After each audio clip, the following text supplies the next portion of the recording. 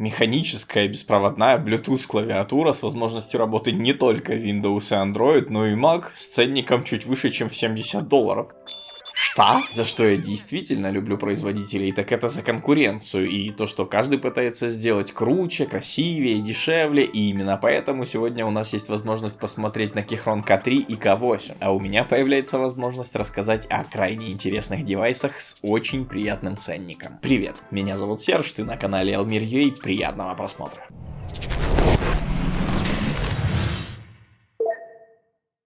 Если ты подписан на нас, то знаешь, что я пытаюсь отойти от обсуждения коробочек, но не показать эти было бы кощунством. Оцени качество упаковки и комплектацию, при этом не забываем о ценнике. K8 стоит 72 и K3 $92. Функционально они повторяют друг друга, поэтому предлагаю пробежаться по экстерьеру, а после расскажу о возможностях. Небольшая ремарка. Я всегда стараюсь сделать разбор глубже, чем просто вот клавиатура и она есть, поэтому, если что-то непонятно или просто хочешь лучше разобраться в вариациях и возможностях клавиатур, по всплывашке можно открыть ролик, где я об этом всем рассказываю. На канале найдешь и про выбор кресел, оперативки, роутеров. Короче, посмотреть есть что, и если хочешь, чтобы я сделал разбор какой-то определенной темы, пиши комментарий. Плюс у нас нет заказных и проплаченных видосов. Нашим спонсором выступают ваши лайки и комментарии. Именно они помогают нам продвигаться к ютубным вершинам и дают возможность снимать новые интересные девайсы. Так что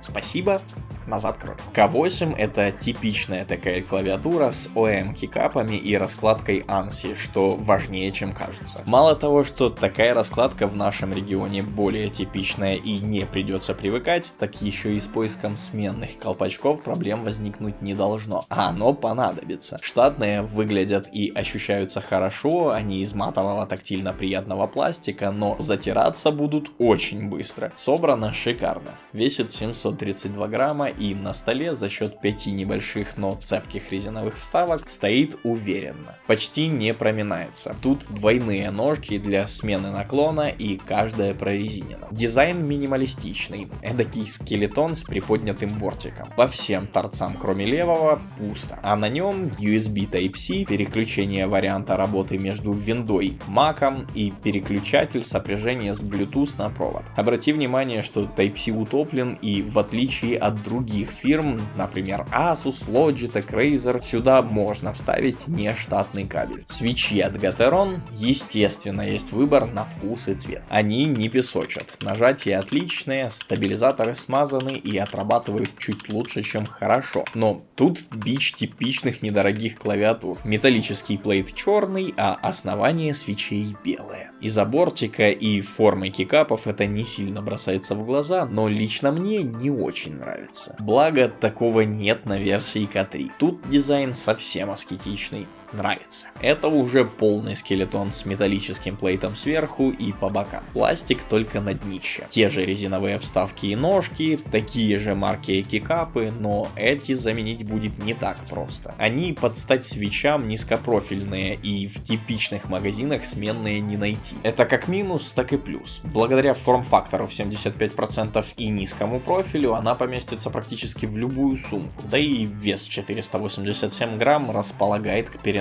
Type-C и ползунки переехали на заднюю грань и сюда же добавили световой индикатор заряда. Свитчи тоже Gateron и к их работе у меня все еще нет претензий. Стабилизаторы, как и в K8, Cherry подобные. Тут отрабатывают чуть хуже, чем в большой версии, но тоже неплохо. И что самое интересное, у фирмы есть варианты не только с разными свитчами, но и с возможностью их горячей замены. Плюс есть выбор с RGB или обычной белой подсветкой, которой, судя по вашим комментариям, большинству будет более чем достаточно. У меня же самые бюджетные версии, и их относительная бюджетность меня никак не стеснила. На обеих клавиатурах удобно печатать, хотя к меньшей версии придется немного привыкнуть.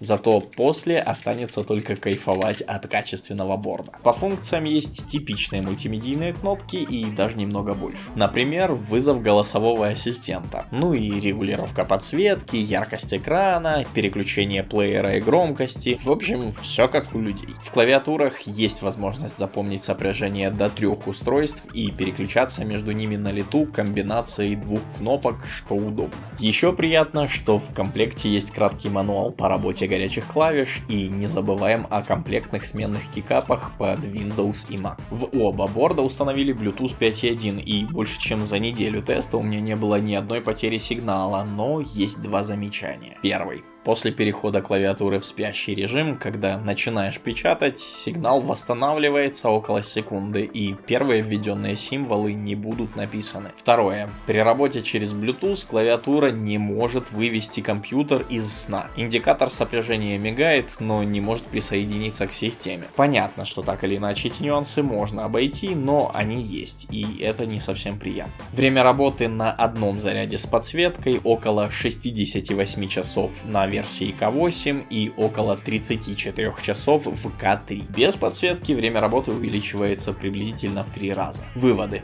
По минусам: марки кикапы, нет приложения, не выводит ПК из режима сна при работе через Bluetooth и первые символы не вводятся после вывода клавиатуры со спящего режима. Из плюсов: отличная сборка, красивый внешний вид, возможность работы с Windows, Android, iOS, Mac, работа по проводу и без, качественные свечи и все это по демократичной цене. Могу ли я их рекомендовать? Конечно, да. Характеристики и позитивные аспекты с лихвой перекрывают мелкие нюансы, а качество самих клавиатур может потягаться даже с более высокой ценовой категорией. На этом у меня все. Если обзор нравится, подписывайся, лайки по заслуженности и уже по традиции всем добра и до встречи в следующих роликах на канале Elmer.ua.